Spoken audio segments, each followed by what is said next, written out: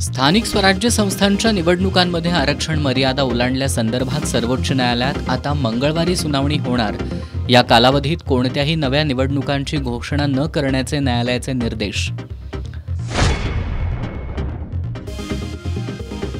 सागरमाळ परिसरातील नूतनीकृत रेड्याची टक्कर स्मृती शिल्पाचं काँग्रेसचे विधान परिषदेतील गटनेते आमदार सतेज पाटील यांच्या हस्ते अनावरण।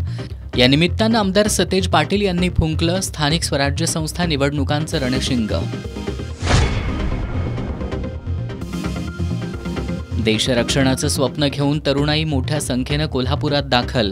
15 नोव्हेंबरपासून आतापर्यंत 10,000हून अधिक तरुणांचा भरती प्रक्रियेत सहभाग। जिल्हाधिकारी अमोल येडगेंनी गेली 3 वर्ष सुरू असलेल्या बालिंगा पुलाच्या कामाची केली पाहणी। कारण न सांगता पुलाचं काम पूर्ण करण्याबाबत अधिकारी ठेकेदारांना सुनावलं।